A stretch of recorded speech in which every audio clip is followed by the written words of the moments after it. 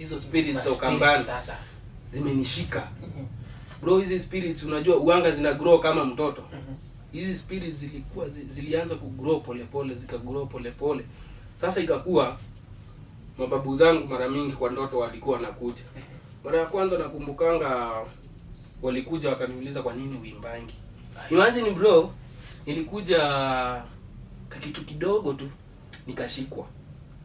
Vile nilishikwa, usione ati kushikwa nipelekwe jela ilikuwa kitu kubwa.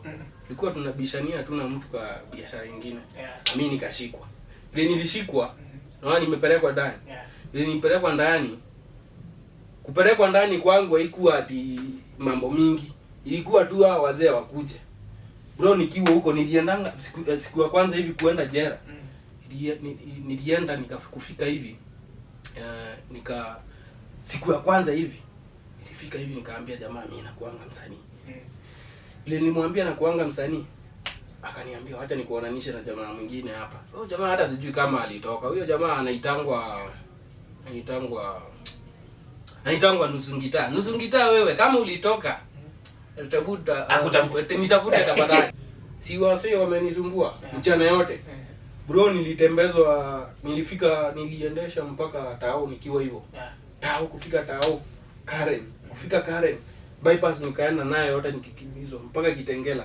Kitengela nikarudi tena hiyo barabara nikakuja kupita hapa katikati hivi nikaenda Kilimani, Arboretum nikaingia Thika Road. Thika Road niliendesha nikiwa hivyo. Nikupiga manduru saa hiyo naona watu wako na madred, naona wengine wametembea na listo.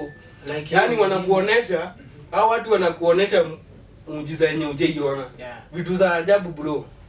So ndio nilitembea mpaka mahali kuna itango Jomoko. Ile nilifika Jomoko. Nilifika hivi nikaona bro nimefika mwisho. Nikapata pikipiki kando nijirushe nipigwe na gari. Ilijirusha. Ya kwanza ikapita. Nilikuwa najirusha hivi. Gari zinafanya hivi. Yaani vile unasikianga Biblia inasema hadi siku ya mwisho utatafuta kifo uikose. Ni ukweli bro. Mimi niliona. Saa hii naamini niliona kweli.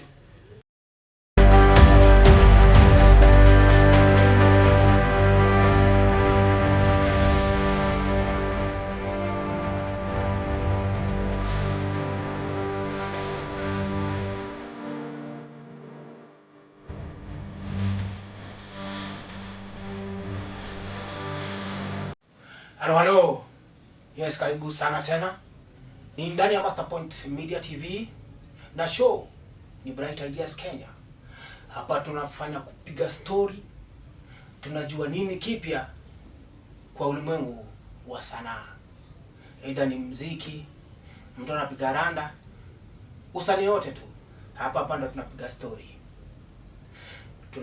Tunapata kujua ni kipi kipya mtaani. Nani kasema, nani kafanya? Hapa tu ndio tunapata story zote.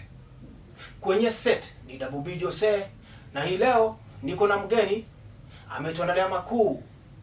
Ni mgeni mkuu wa wakuu, unaona mkula kashiba fiti. Na ako na story. Yes, karibu sana. Sana kiongozi. Ya. So hebu eleza mtazamaji pale unaitwa nani na katika sanaa unafanya nini? Kwa leo nitazama kwa majina anaitwa Ruben Makau. Mkamba kutoka huko Kathonzweni. Wow. Huko Kathonzweni unasikia Kathonzweni? Huko ndio nimetoka. Ni Ruben Makau ndani ya nyumba. Jina ya usanii nini? Jina ya usanii naitwa Ruben Rhythms. Ruben Rhythms. Nilikuwa na jina ingine. Nilikuwa nacheza secular music. Nilikuwa naitwa Kainyausu ama mwene kupin location. Mwene kimeleka. Mwene quality. But mambo ya Mungu tu ikanifikia. Na nikabadilika. Sasa hii inaitwa Ruben Rhythms. Ruben Rhythms. Yeah. Ndani ya majengo ya Master Point Media TV. Yes. Tegea sana kujua mambo ni yapi amepitia tangu kutoka kwa secular music hadi kuingia kule kwa gospel music. Tukuje sasa kwa mambo na muziki. Saa hii hauyuko kwa benga vile umetangulia kusema, ama huyuko kwa secular music. Saa hii unapiga gospel. Napiga gospel. Kabla hujaenda sana maybe unaweza jaribu kutueleza maybe mbona uhame kutoka huku uende huku, maybe uko na sababu zako? Mwanzo nieleze tu like vile niliingia kwa muziki ya secular. Hiyo watu wengi wanasemanga benga, lakini benga ni beat. Ile tuseme secular ya benga. Kwa sababu saa hii napiga benga ya gospel. Ile benga ya gospel sasa. Saa hii tuseme ni mimi vile wanasembanga mwene solo. Mimi ndio mwene solo ya hiyo gospel sasa. Usioni mwingine anacheza kama mimi siku hizi. Ile nilitoka huko, nilitoka nazo zote nikakuja huko. So like kawaya unajua kukachuna vizuri? Nachuna tu kidogo tu. Siwezi nikasema naijua sana, lakini ile kidogo najua. So like nilianza muziki kitambo kidogo, hata kama mimi ni myang. Sema nilianza nikiwa myang kwa sababu tuseme muziki hapa nikiwa class 6 hapo. Nilianza kujifunza gitaa 5-6 hapo. Naona hapo vile unapata ka ujana inakusumbua kidogo. Sasa muziki nilianzana nayo hapo kwa sababu nilikuwa natengeneza zile gitaa za mkebe hizo. Hizo za gitaa za mkebe hizo. Hiyo kama sana ukambani, kama unacheza gitaa lazima utapitia hapo. Sikudanganyi, hautavuka hiyo. Mahali popote kwa sababu hiyo kitu sema gitaa si vile watu wanasemanga. Kuna ile unajifunza ni sawa, lakini mara mingi muziki ukizaliwa hiyo kitu kuna vile inasumbuanga. Ni kama mtangazaji. Kama hajaongea hiyo siku atasema hapana. Ni mbaya zaidi. Atasema hiyo siku ni mbaya zaidi. Sasa mimi nilianza na hiyo. Though nilikuja nikacheza piano kanisani kidogo. After hapo sasa ndio nikaanza nikakuja nikajifunza na hii gitaa nyingine. Sasa hii gitaa ya mkebe, hii nyingine ya box, hii acoustic. Nikajifunza na hiyo, nikajifunza. Nilipokuja Nairobi nakumbukanga mshahara yangu ya kwanza. Nilinunuanga gitaa, nikalipa nyumba, nikatumia mamangu kidogo na nyingine nikanunua baiskeli. Sema kujipanga. Hivyo. Lakini gitaa ndio ilikuanga ya kwanza. Ilikuwa hiyo gitaa kwanza ilikuanga ya blue na niliuzia jamaa mwingine na hakunilipa. Wewe kama unaniona wewe au kulipa hiyo gitaa. Hiyo gitaa yangu ilikuanga ya box, ile semi acoustic. Unapata unaweza cheza ikiwa kwa mixer kidogo, unaweza cheza ikiwa hiyo. Sasa hiyo ndio nikikuja Nairobi kwa sababu nilikuwa nasikia niko na ile mfumo nataka hiyo kitu nilikuwa nayo kwa nyumba. Sasa ndio nikaanza kucheza hiyo gitaa kwa nyumba. Nikacheza. Hapo sasa muziki yangu ilikuwa ya ajabu sana. Kiajabu vipi tena? Ilikuwa ya ajabu kwa sababu nilikuwa naota sana. Mimi hata wale naota. Naweza ota kitu itakuja ku happen like 2 years saa hii na ikuje ku happen. Hata nikikosa kuambia mtu na mara mingi zenye siambiani ndio wazi na happen. Sasa niseme sasa kenye ilikuja kunibadilisha, yani kenye ilifanya nikakuja kubadilika ni hiyo sasa. Hiyo mambo ya kuota na wazee nini. Sasa mara ya kwanza waniletea muziki nilikuwa naona nikiwa mahali nikiimbia watu, nikicheza gitaa nasema kemeleka. Sasa hapo nilikuwa naona naimba meleka kemeleka ndiye moka kemeleka. Sasa hiyo wimbo hiyo wakati nilikuwa naishi Bahati ile pale Jogoro. Nilikuwa naishi hapo. Ilikuwa wakati wa matezo, unajua lazima utezeke kidogo. Sasa hiyo wakati nilikuwa naishi na brother yangu. Asubuhi vile niliamka nilimueleza vile nilikuwa naota nikiimba na nikarecord. Vile nilirecord hiyo muziki ndio ilikuwa yangu ya kwanza kuiandika. Na mimi ngoma yani muziki yangu ilikuwa inaitwa Kemereka. Sasa hiyo Kemereka unajua ni Kemereka. Nikikuuliza wewe huwezi nieleza hiyo ni nini. Kwa sababu sitamu ya Kikamba, yani huwezi elewa hiyo kitu ni kitu ya aina gani. Ni kama mtu aseme kimeumana kwa kizungu. Kwa kizungu utasema aje? Sasa utasema aje ukiuliza useme kimeumana. Sasa hiyo Kemereka sasa ndio nilikaa na hiyo muziki sana kama niliandika nikaachana nayo. Hujaenda kuirekodi? Sijaenda kurekodi. Mimi sikuwa najua mambo ya studio nini, sikuwa najua. Nilikuwa najua tu, nilikuwa naona kwenda studio ni kitu ngumu sana. So vile nilicheza ukapata nimerekodi, nimetunga nyimbo mingi sana. Sasa wakati mmoja ndio nilikutana na kijana anaitwa Keumbera. Huyo kijana tukikutana yeye alikuwa amesha record. Na sasa jamaa mwingine tulikuwa tunaishi na yeye anaitangwa Niko. Huyo jamaa alikuwa jirani yangu. Ukapata kuna mahali tulikuwa tunaenda kufanya mazoezi Pipeline. Pale stage mpya. Hapo kuna jamaa tulikuwa tunaenda kufanya mazoezi mahali.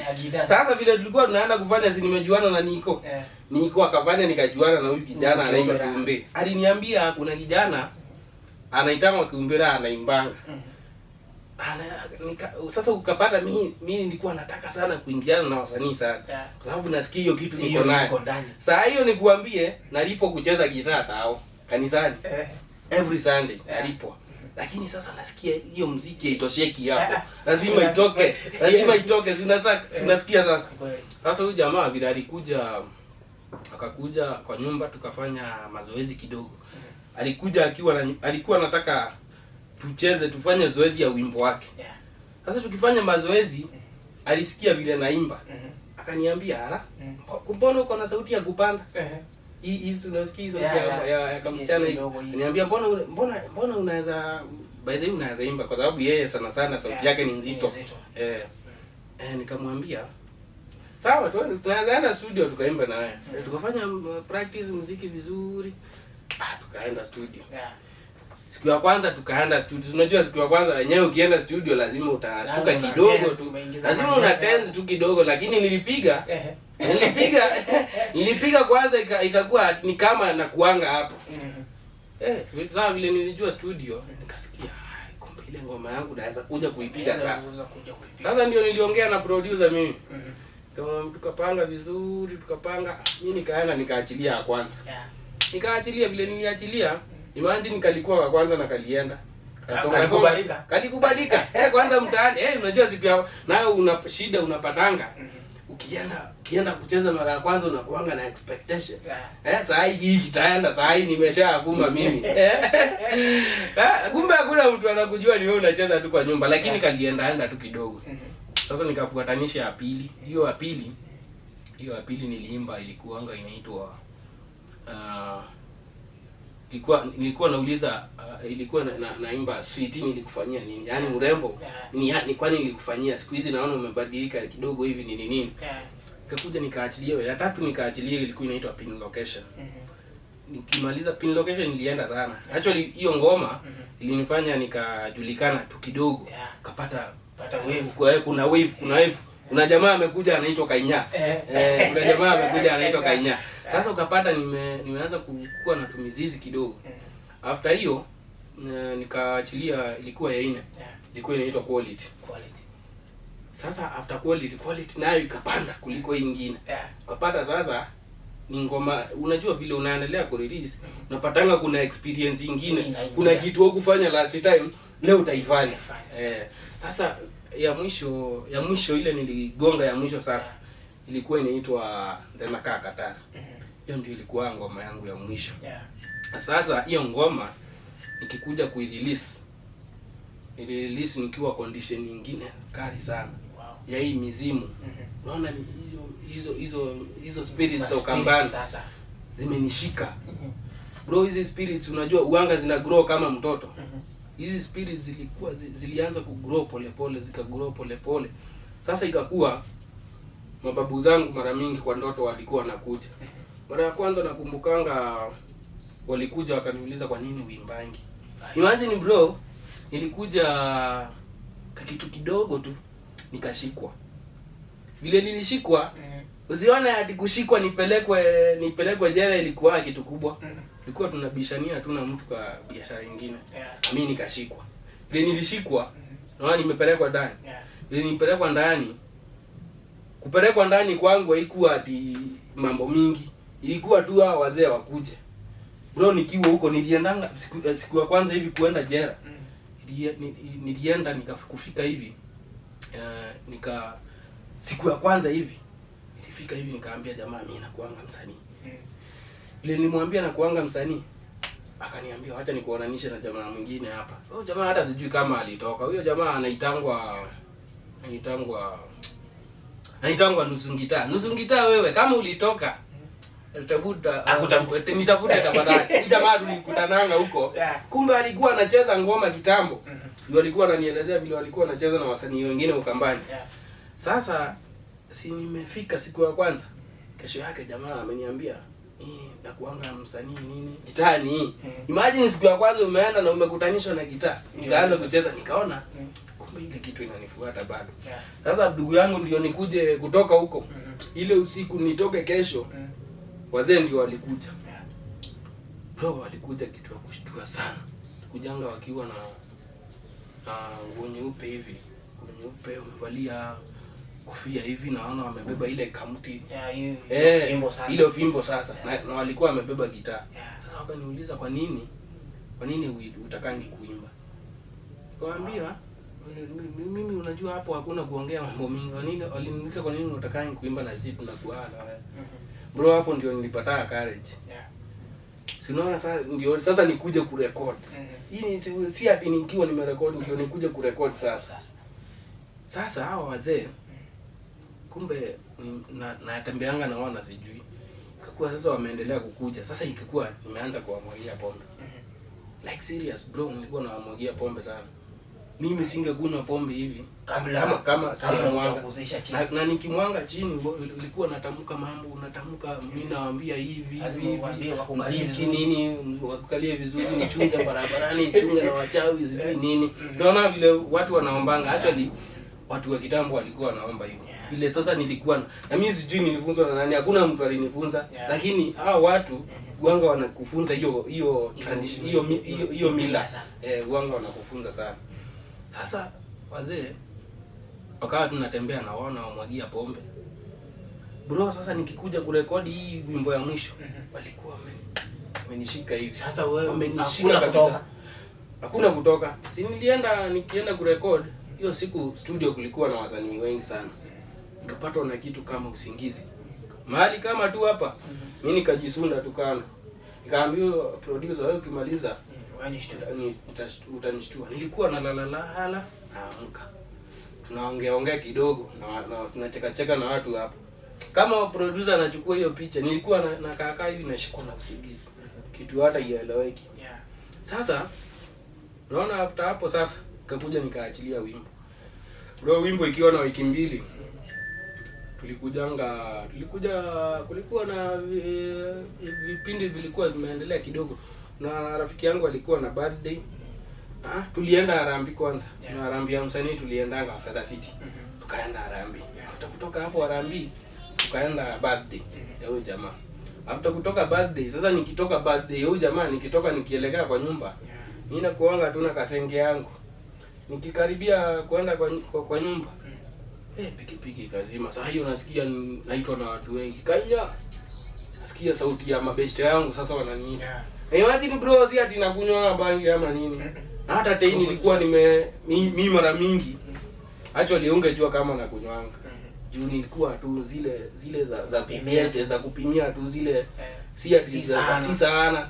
Hata nikipiga mara mingi mimi hata huwa nauliza ni kina nani hao walikuwa nakunywa. Nilikuwa naona hao wazee ndio walikuwa nakunywa hiyo pombe. Juu sasa vile nikielekea kwa nyumba ndio nilianza kusikia naitwa Kainyosu.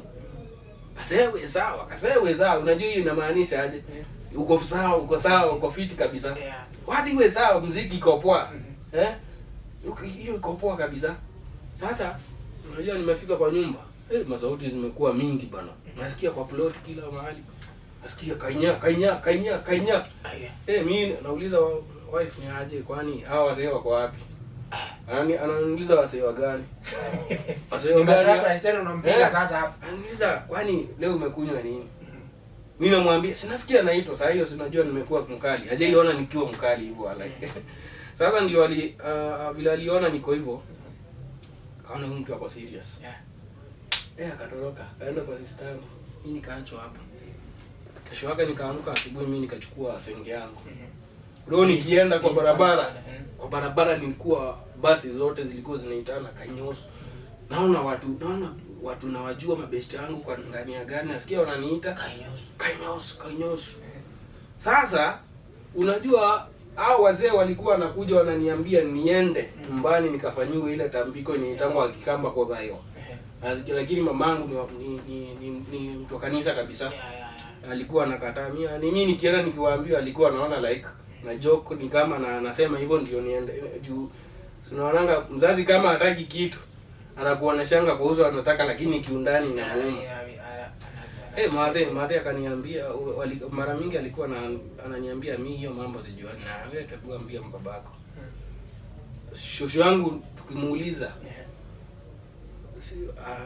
ananiambia unataka kunini?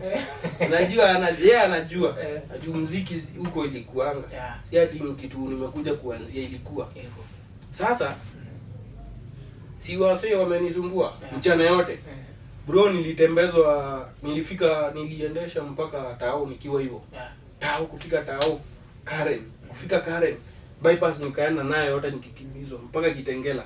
Kitengela nikarudi tena hiyo barabara, nikakuja kupita hapa katikati hivi, nikaenda Kilimani, Arboretum, nikaingia Thika Road niliendesha nikiwa hivyo. Nikupiga manduru saa hiyo, naona watu wako na madredi, naona wengine wametembea na listo.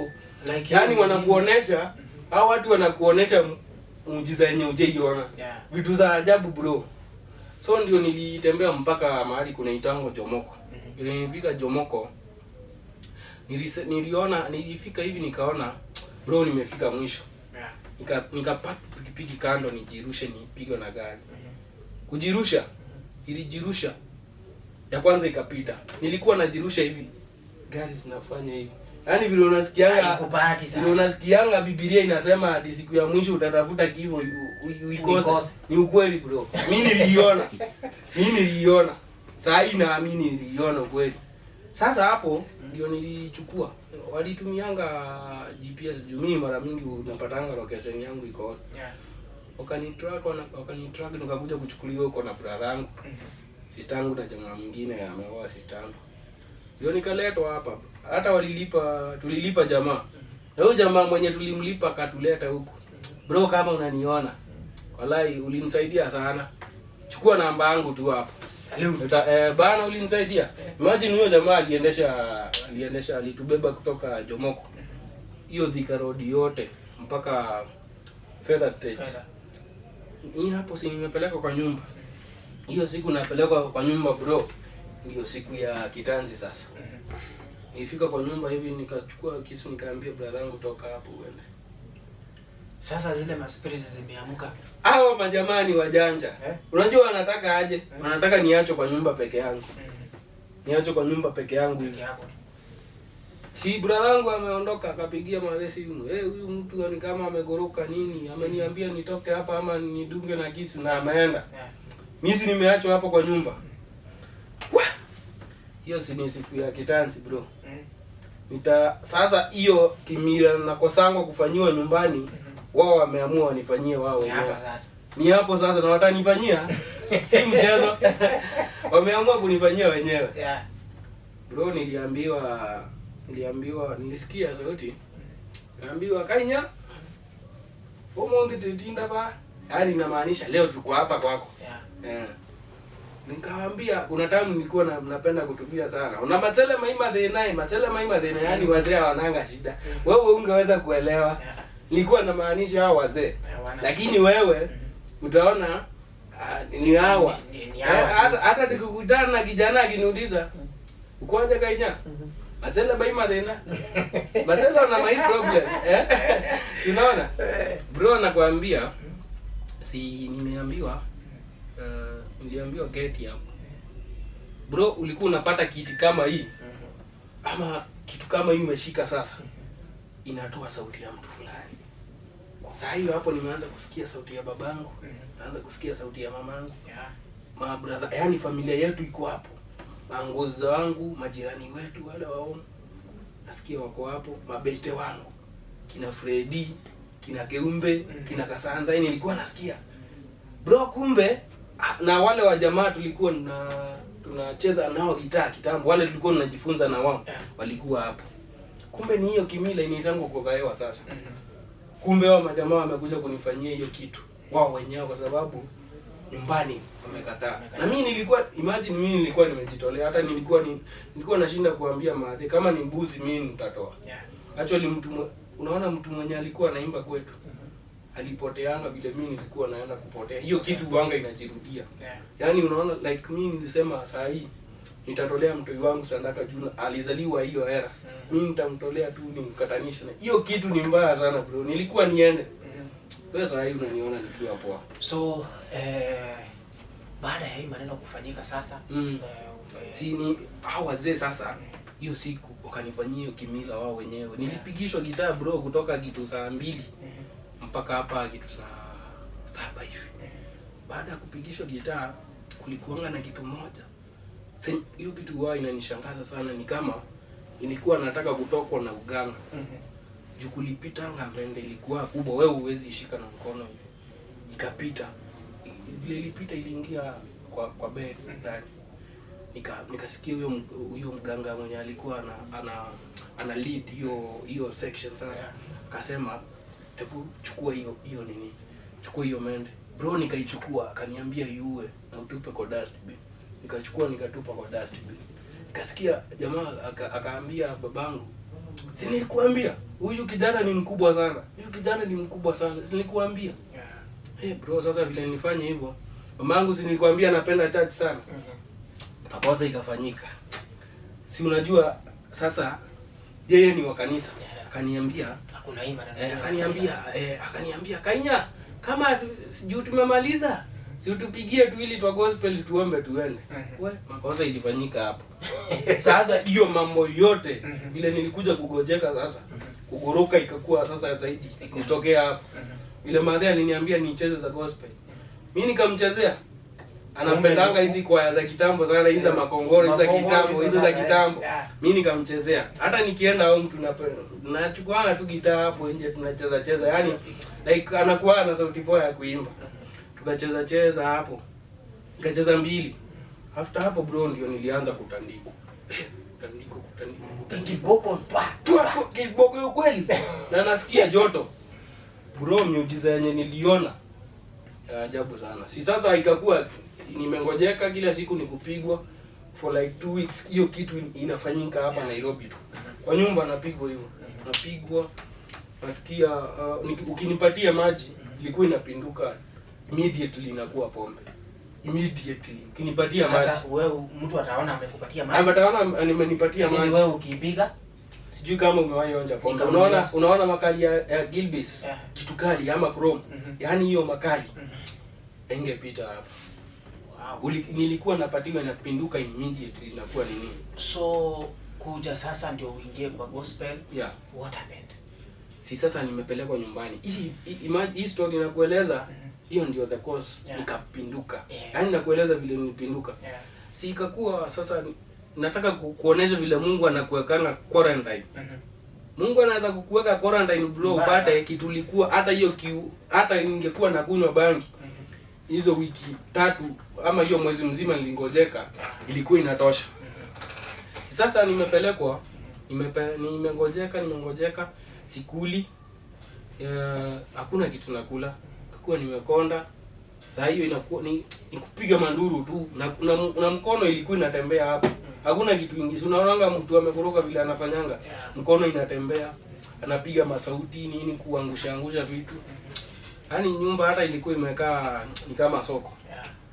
Bro nikapelekwa hiyo ni kushinda kuombewa. Pastor wetu alikuwa anatuombea. Before hiyo kuna kitu moja tu ilinifanya nikaenda church. Before nikuje kugojeka. Nitakuja kukuelezea. Ama nielezee sasa.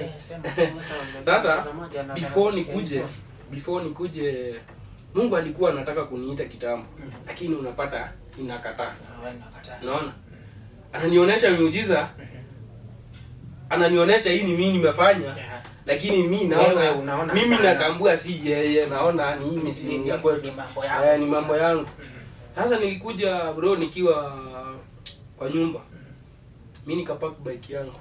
Kupark bike Imagine bike yangu asubuhi kuamka hivi haiko kabisa. Like Na si choja hadi makiki hizi unasikianga hadi imeibiwa ama imeibiwa. Bike imeenda. Bro, nakwambia hiyo bike ilipoteanga 6 days. Mimi nikaenda nikamwagia mamiungu zangu nini. Nikaona ikuje. Bro, nakwambia niliambia Mungu, wewe Mungu, hii bike nikiiona hivi haki nitaenda church hiyo Saturday. Ski bike ilikuwa imepotea Monday. Bike yenyewe niliona Saturday. Ilikuanga tu nikitembea maziara zangu. Pedi fulani pale jukula mdosi mwingine alikuwa amenipatia bike yake niendeshe niendane nayo tu. Bila alikuwa amenipatia mimi nikienda tao ufika pale Total ya Doni, kama unajua Total ya Doni mahali inakuanga hapo. Kwa hiyo kona kuna fundi anakuanga hapo wa bike. Hiyo barabara ndio ingie Doni ndani. Bro, mimi nimekunywa mafuta hapo, nimeweka mafuta, Roy kaniambia wewe piga tu na wrong side ndio uunganishe uingie. Bro, nakwambia nikiunganisha hivi number plate imewekwa ma tape hivi. Nashangaa jamaa amevalia tu mashine yangu hii. Bana, jamaa amevalia tu apron, anashika hapa mbele. Mimi unajua nadhania ni fundi. Kumbe si fundi, huyu ndio mwizi. Mimi nikamuuliza fundi ni aje? Poa. Unajua mara mingi unapatanga nimetulia. Kamuuliza fundi ni aje? Nikatulia tu. Mimi nilikuwa nataka nione mwenye ataishika nione mshiki. Bro, wapi? Jamaa hata sioni mtu anatoka. Nikamuuliza na mwenye hii pikipiki ako wapi? Akaniambia mwenye hii pikipiki ameenda hapa kwa petrol station, wacha nikuibie. Nikuitie hela. Imagine jamaa bila alitoka hivi kwa barabara kukimbia. Sijaiona mtu ako na mguu. Mbio mbaya. Wallahi, hata rudisha afiki, hata Omanya na hawezi kufikia. Huyo jamaa bila alitoka. Huyo jamaa alitoka mbio nyingine sijaiona hivyo. Mimi nikaona bike, vile niliona nikatimiza charge nikaenda. Nimeenda charge sijaacha kunini. Hii wimbo ya mwisho nimetoa nikipata naenda charge. Lakini unaweza pata usiku nimetoka disco ikiwa nimelewa. Na nachukua tu PK wangu tu mandizi. Unajua vile walevi wanafanyanga kama kawaida. Unapata unaenda ukiwa fresh lakini kumbe hauko fresh. Kweli. Mimi sasa Mungu kapata ananiita. Na mimi sitambui kama ni Mungu. Naona ni ile mizimu inafanya miujiza. Mimi kwanza ulikuwa unapata wewe nakuambia hapa. Ni hata ukinikosea. Nilikuwa tu nakuambia bro ni sawa. Nikipelekwa nyumbani Mungu alinionyesha miujiza sana. Ulikuwa unapata black spot zote zile ziko kwa barabara. Si nimekuambia hapa nilikuwa natoka na kitu kama uganga hivi. Ulikuwa unapata naoneshwa black spot. Yaani mimi hata saa hii nikipita kwa hiyo barabara na kuanga makini sana nikifika hizo sehemu. Niliziona sana. Nikifika nyumbani sasa kimeumana. Ukikuja hapo kama wewe ni mchawi na kuonea mbali. Nasema huyu unasikia tu naitana fulani ni vitu za ajabu. Sasa nyumbani sini hapo ni kuenda kusumbuana hapo vitu za kawaida zenye mwenda wazimu anafanyanga ndio nilikuwa nafanya. Kupiga madirisha vioo, kimbizana wana watu nini. Ikikuwa ni kitu sana ya kunisumbua sana. Na wakati wenye uko mgonjwa ama wakati wenye uko kwa shida, bro, ukisoma Biblia unapatanga inakufanana. Sasa ukifungua kila fasi ni kama inakufuata. Ni kama inakufuata bana. Ukienda ingine inakufuata. Kama ndio sasa. Ukapata sasa nimekuwa na uoga sana. Na nikilala na Biblia kwa kichwa. So ilikuja ndio nikuja kurudi Nairobi. Ilikuanga ya Wednesday. Sasa tulikuwa tumeacha hapo nyumbani tu nikiwa na maadhi. Na vile nyumbani kuna kafaranda imetengenezwa hapo nje. Sasa nilikuwa nacheza gitaa. Sasa nilikubali mimi nikawaambia nitafuta nyimbo. Hiyo siku nilifuta nyimbo. Nilikuwa nasikia kitu inaniambia wewe futa nyimbo utapona. Zile zenye ziko kwa mtandao. Acha ukienda hapo utaona niko na subscribers na nyimbo ni ngapi? 2 za gospel. Nilifuta hizo nyimbo nikiwa kwa mshtuko mkubwa. Mimi nilikuwa naona dunia iliisha, watu wakaenda mbinguni, hapa nilibaki. Mungu anafanyanga, hawa ni watu tu amefanya kunionyesha example hapa. Nilikuwa nashangaa ni aje nakuwa keta ndio unapata kama asubuhi napatiwa maziwa kama mtoto na kaakaa tu kidogo nasikia chinjeni kakuku. Yaani unapata nashangaa ni aje maisha tu iko hivi. Unapata wananitunza sana. Unaona nilikuwa na uoga sana bro. Singekula chakula kama hujaonja. Nilikuwa nashtuka, nilikuwa naona hao watu si wa kawaida. Kakuwa hapo ni maombi. Nashangaa mabrothers wangu hao hawajaokoka na vile wanaimba hapo. Unapata kigosho inapigwa hapo bro. Na hawajaokoka. Nashangaa mimi nikiwauliza, alafu ikakuwa ni kitu ya ajabu. Ulikuwa unapata kila msee mimi nikimpigia simu namwambia mimi niliokoka, wewe okoka. Si unajua ni wale mabeshe walikuwa tunakunywa na wao, wale walikuwa tunashinda na wao. Wote sasa. Unajua walikuwa wananiambia aje? Kwani huko umeokoka? Sasa unapata inanishtua zaidi bro. Naona mimi nadhania wasee wameshaenda mbinguni walai. Mimi nilikuwa naona tu wameshaenda. Alafu ikakuwa ni kitu ya kushtua sana.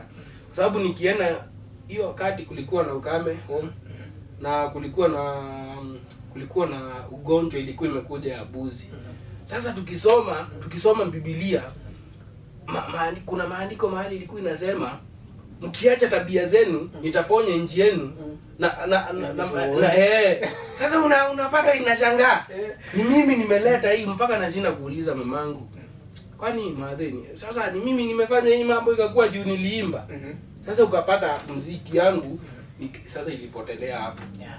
Sasa yaani Mungu alikuwa anataka, Mungu nakwambia bro anaweza tumia hii ama mtoto wako mdogo sana. Mwenye uwanga anaamini hakuna Mungu haki. Nyinyi hata hamjui. Vile nilibadilika. Wow. Kitu ya ajabu. Ni Ruben Rhythms ndani ya Masterpoint Media TV na story yake ni kubwa. Bado tunazidi na tunazidi sana. So Ruben, saa hii story yako ni kubwa na nataka tena siku nyingine urudi uendelee kutupigia hii story. Kwa mambo na muziki saa hii wewe muziki yako sasa Eastern unaiona ikiwa wapi? Sasa master kama sijafika hapo, kuna kitu kadogo tu nilikuwa nimeacha ndio nimalizie ikuje kuingiana from secular to gospel. Sasa hii siku nimekuambia ilikuwa ya Wednesday. Kulikuja tukiwa hapo nje. Najua mimi nilikuwa naona vitu zenye nyinyi hamuoni. Mimi naweza ona ile kamera ama ile gitaa. Mimi naona ile ni gitaa lakini wewe unaniambia hiyo ni piano.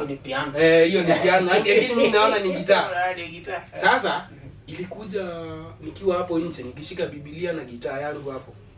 Sasa hiyo hapo bro kulikuja mwangaza ilikuwa mingi. Mwangaza ilikuwa mingi sana. Baada ya kukuja hiyo mwangaza kulikuja dafu. Jiwa. Hii jiwa ikazunguka hapo nyumbani kwetu. Mara 3 na ikaenda. Nikauliza mamangu, umeona hiyo? Hapana, nikamuuliza umeona? Hiyo mwangaza ilikuja bro mpaka nika kneel down nikachukua Biblia nikaambia Mungu isamee, nikatubu kila kitu yote. Yaani ilikuwa kitu ya mshtuko sana. Si mimi hapo mimi nimebadilika tukapiga simu mimi nikampigia pastor nyumbani wakakuja wakaniombea. Mimi nikaokoka. Nikavuta nyimbo. Si nyimbo nimekuambia nilivuta hiyo jioni hiyo ilikuwa imepita. Ndio tuamkie siku mwangaza imekuja. Mimi siku vile walikuja kuniombea niliwaambia ile muziki nitapiga muziki yaani mpaka mimi vile naonanga mimi vile nasikianga na Kenya ilinipitia. Naonanga nitakuja kucheza muziki mpaka yaani upate hata kama ni East Africa. Lazima kuna siku moja hivi nitajulikana. One day siku moja tu hivi. Hata kama nitapitia njia gani. Yaani hata kama nitangangana aje. Kuna siku moja itafika. Yaani natakanga kuimbia Mungu. Mimi hata siimbangi ati nifume ama nini. Kama ni mahali amenitoa. Hata nikipiga hii muziki ya secular. Sikuwa napiga ati na vile unaonanga mtu anapiga ati ajulikane na warembo ama ujulikane na ubaiwe pombe. Mimi Kenya nilikuwa napiga Yaani nasikianga kuna kitu iko ndani yangu. Unasikia hata ukitembea hivi, unaona hata nikiwa peke yangu. Saa zingine huwa najiuliza kwani mimi ni nani? Nasikianga yaani kuna kitu nasikianga. So hiyo swali yako nikijibu wimbo yangu mahali naiona. Bro, hata ukisikiza hizo gospel zangu mbili hivi. Sijisifu. Lakini hata ukisikiza tu anaomba uweke tu kidogo. Uweke tu kidogo. Uonjeshe tu kidogo. Na kuna nyingine inakuja tu ya Pasaka. Hiyo ni talenta ya Kiswahili hiyo. Hiyo ni talenta ya Kiswahili. Muziki yangu mahali naiona naona nikienda mbali bro. Naona nikienda mbali sana. Sababu nimekuambia saa hii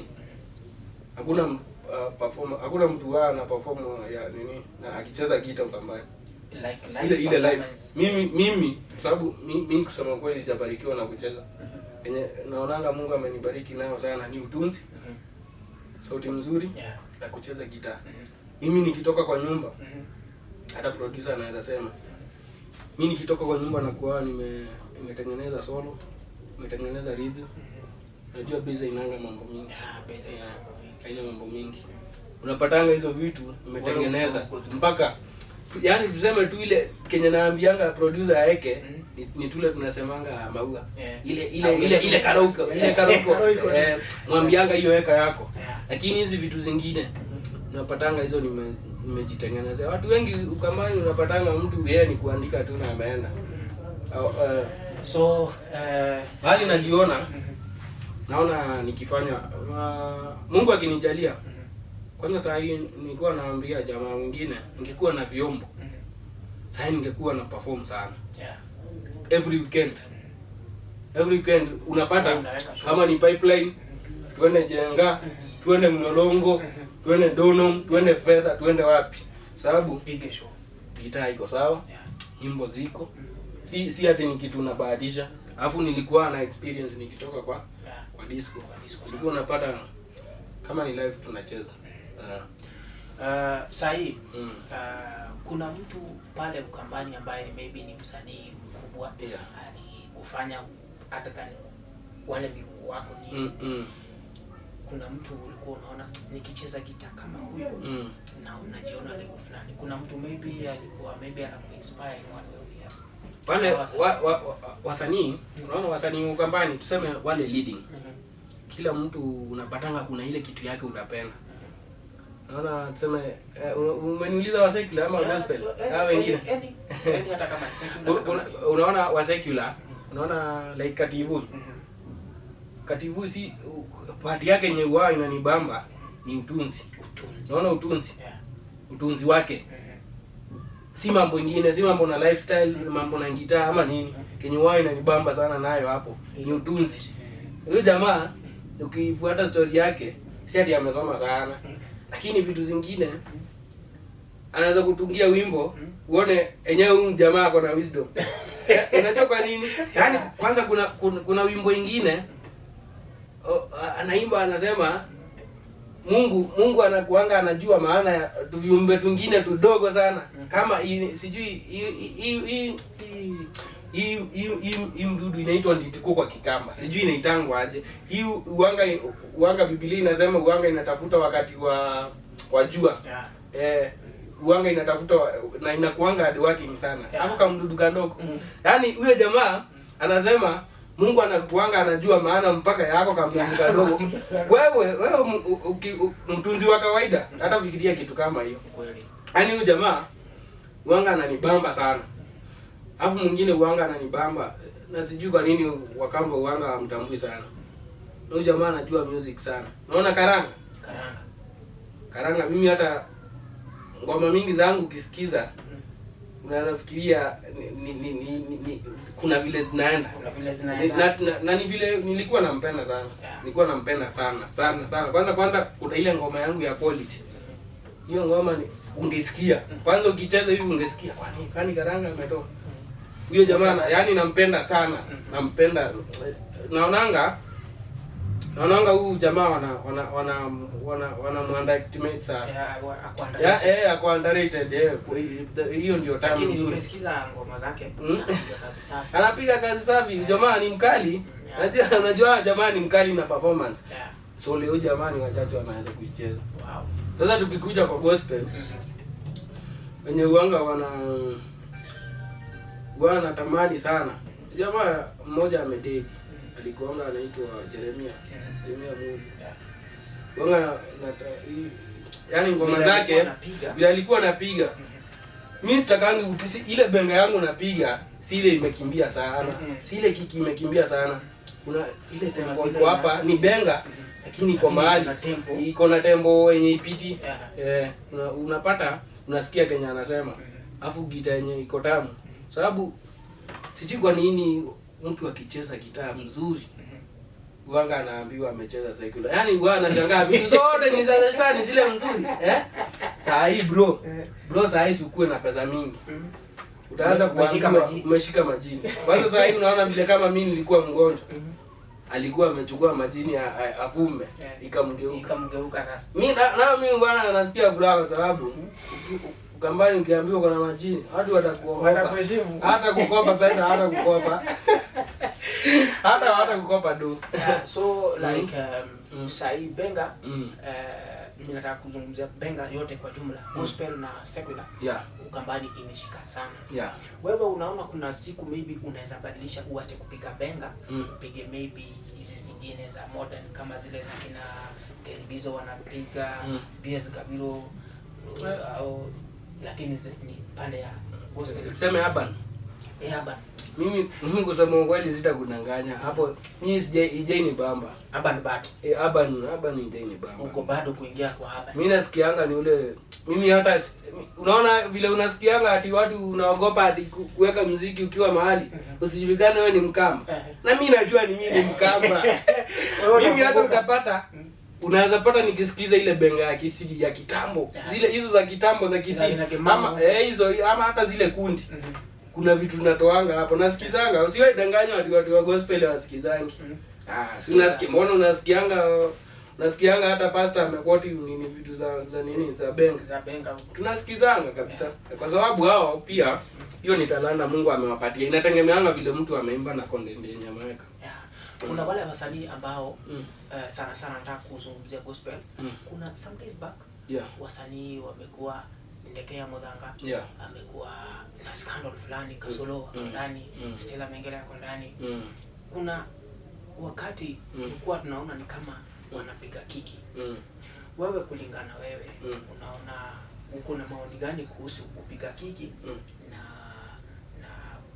kufuata tu njia mzuri ile Mungu ameweka ndio ufike pale unataka? Sasa mimi unajua like unaona vile nilibadilika. Mimi hata bibi yangu alikuwa ananiambia vile unachezanga gitaa mzuri, vile unaimbanga vizuri. Kwa nini usiokoke? Unajua nilikuwa namwambia aje. Siku moja kama Mungu alitaka niimbe hiyo unaniambianga atanibadilisha na nitaimba. So ilifika nikabadilika. Sasa kuna haja gani nipige kiki? Ukiona mtu anapiga kiki mara mingi unapatanga alikuwa juu na ameanza kudidimia na anataka kushtua tena. Lakini wote naonanga wanaimba ngoma poa. Saa zingine wao wanashangaa kwa nini wapige kiki. Ukiangalia unaona ukiangalia solo aliwekwanga ndani ile hiyo time. Ilikuja ikakuwa serious. Unajua kuna mahali unaweza shika upate umeshika mbaya. Unajua kuna watu wanakuwa serious alafu kuna vitu zingine hata tukijoko. Hata mimi juzi nikiwa ziara zangu. Pata jamaa wanalimana. Jamaa alikuwa anampiga anamuuliza, "Yaani unanitusi na mamangu? Yaani unanitusi na mamangu?" Yaani kuna mahali unafikanga ilikuwa ni yangu na wewe, lakini umeenda ukaingia ndani, ukaingia mbali. Sasa hawa wasanii sasa. Do you think like wanakosea huyu mama Stella Mengele heshima? Saa zingine uanga naona wanafika mahali wanakosea. Ufai kutaja mtu ndani yake. Kama ni muziki tuimbe muziki. Yeah. Kama umesikia nimegonga na muziki, enda ugonge. Lakini tusifike mahali uanze kuchimba ndani. Ndio inakuwa mbaya. Kwa muziki sasa hapa wewe sasa yako sasa. Kuna zile collabs maybe umetamani kufanya na unataka maybe uzifanye na mtu fulani Ukambani, maybe unaweza tuambia mashabiki maybe natakanga kufanya na huyu maybe umemtafuta amekubali hajakubali, kunayo maybe kwa sasa hivi naona mimi napiga mbenga. Wa gospel wale wako juu wale wanapiga mbenga, wale wanapiga mbenga, sema Stella Kasolo pia anapiga benga ya piano. Sinaona mimi napenda gitaa sana. Mwenye uwanga natamani sana ni kupiga kolamba na yeye. Msichana mmoja nasikianga akiwa na sauti nzuri, lakini saa shida yeye apigangi benga. Pigangi benga. Huyu mrembo anapiganga. Na nilikuwa unaona hata wimbo yake ya kwanza. Nilimwambia ataenda mbali. Nilikuwa tu na comment. Na hata mpaka saa hii uwanga na nasikia anaimba wimbo mzuri kutoka kwa roho. Anaitangwa Karo Mbite. Na hata simjui mimi. Mimi hata lakini anapiga kazi sana. Hata anijui. Naona yani napendanga. Nasikianga akiimba. Yeye unajua anaimba hizi za worship. Hizi zinaenda pole pole tu. Lakini naonanga akiimba poa. Lakini sema tunaweza piga kolabo, lakini unajua shida yake apigangi benga. Mwenye uwanga natamani kupiga benga na yeye. Mwenye natamani kupiga na yeye ni natakanga mtu mwenye ajulikani kama mimi. Tuinuane. Kweli. Sasa kufika sahihi. Kuna project zenye ziko njiani. Watu wangoje ama uko kwa break. Mimi kama bro nakwambia saa hii ningekuwa na do. Yaani ningekuwa kuna mahali tunaendanga kuchota pesa hivi. Nasikia naweza kuimba. Kama saa hii kuna ngoma nyingine mimi na uwanga nimebarikiwa sana, naweza tungia ngoma hapa. Naweza tukuja hapa hivi nione kitu hivi. Nisikie kitu kimekuja. Nakuja naweza niimba saa hii. Na imeimba. Kwanza kuna ngoma nyingine niliimba Sunday. Nikuanga ya Kiswahili. Hiyo ngoma nitairelease. Kwanza ilikuja vizuri juu vile inaendanisha na Pasaka. Itakuja hiyo ni moja, inakuja kuingia. Zile zingine nataka Mungu akinijalia. Na ningepata mtu anaweza nisukuma wallahi. Video naweza leta mingi. Unajua video bro ukishinda kupiga audio hapa hata upige hit. Utapiga hit ni sawa itaenda, lakini fans watakuwa wanauliza video iko wapi? Hiyo ni nani? Bro nakwambia saa hii kuna watu wengi Ukambani. Nyimbo zao huwa zinajulikana lakini wao hawajulikani. Unajua unajuanga umejulikana aje? Kitokea hapa nje unasikia msee anakuita Ruben Kainya. Unasikia master ni aje? Sasa jua umeanza kujulikana. Lakini unatembea hapa tu na kinduthi hapa ujulikani. Yaani wewe utaanza kusema kwanza saa hii. Juzi nilikuwa nimepost aje. Nasema ilikuwa kuna ka video yangu iliniudhi. Unapata wameangalia. Mimi nakuanga na fans wa aina hiyo. Unaweza pata imeonize. Lakini hawata share, hawata comment. Na imeonize kabisa. Mimi hata Mungu amenibariki sana. Bro unaona? Sijisifu. Lakini unaona iweke ngoma yangu hapa hivi. Utasikia ikichezwa lazima utasikia hapo kwa kitu yenyewe. Hata kama hujui Kikamba, utasikia mbona hiyo ngoma ni tamu. Yaani sasa shida yangu moja ni hiyo. Na kuanga na mafans wa aina hiyo. Best anakuonesha ni best yako lakini hawezi akashare ngoma. Hawezi akashare. Kwanza hata unaweza kumtumia. Nice. Lakini hawezi akashare. Saa hii kwa muziki yako. Kuna mtu msanii na wasanii. Either mkubwa ama ni mdogo. Kuna mwenye mmegongana in one way kwa njia mbaya na ukafili kwamba huyu jamaa hajaniingia fiti. Amenikosea. Hiyo zinakuanga tu kwa TikTok. Sema tumepatana TikTok kwa comment, ukaona nimecomment mbaya una hit back. Lakini mimi nakuanga msee mwingine fani sana. Wewe unaweza nichukia lakini mimi sitakuchukia. Uko umebeba hata tukicheza disco. Mimi nilikuwa Bro nakwambia. Ndio nilikuja nikajua yenyewe kuna kitu inakuwa ndani yangu. Ningeingia kwa club kukiwa na wasanii. Nikiingia hivi si mimi sijulikani. Sasa hiyo nikiwa nimepiga hiyo ngoma location hapo quality hapa. Kuna klabu nilienda ukapata hawezi cheza ngoma yangu. Wanasema huyu kijana usimchezee. Unajua kwa nini? Utamwautisha inagiwa hapo. Sasa hiyo ndio uanga shida. Unapata mzee anaogopa kumwautisha. Na tushindani imagine. Hakuna mahali kila mtu ako face yake. Sasa unaingia hiyo ndio kwanza kitu moja huwa inanipona nini na disco. Jamaa anakuita, nakuja anakuambia, "Kuja mahali tunaenda kuna mahali niko na show leo." Ukienda jamaa akikuona hivi anaanza kufeel vibaya. Ama ukuje na tuseme wewe uite rafiki yako. Na ukiita rafiki yako, mimi nikuje. Na huyu jamaa anajua nikipewa solo nitamwachia. Saa hiyo hawezi saa hiyo utaanza kuona jamaa ameanza kukasirika au nini. Jamaa unapata kwanza kuna best yangu mmoja tu mimi hata nilimwambianga usiku unashinda kuomba gitaa. Naitanga Fred Ngudho. Yule jamaa tulikuwa tunaenda na yeye mahali. Anazaenda hivi. Imagine majamaa ameanza kukasirika bure. Unashangaa mtu amjuani. Mimi kwanza nilikuwa nashangaa mimi naona hawa si wako wamenishinda na miaka yani wamekaa kwa hii nini. Kwa nini wanaogopa? Yaani kwa nini tu unasikia umefika mahali msee anaanza kufeel vibaya. Na hiyo inakuwa ukambani sana by the way. Sana. Sana. By the way wasanii msikuwa mnaogopa. Kama jamaa kameinuka umesikia kamepiga 8 mwambie bro iko sawa. Bro iko sawa. Kuliko saa hii jamaa amepiga na hiyo kitu kikosa kuongelewa. Ndio maana unasikianga upcoming amepiga 8 na anakwama. Unajua kwa nini? Hao wako hapa juu hataki kumkaribisha kwa industry. Unapata akifika mahali juu amepiga 8 saa. Unajua hit. Sasa sana kwa secular. Unaweza ngoma yenye iko juu hata kama ni upcoming unapatanga kuna time yenye itashika. Hata kama ni hiyo mwezi.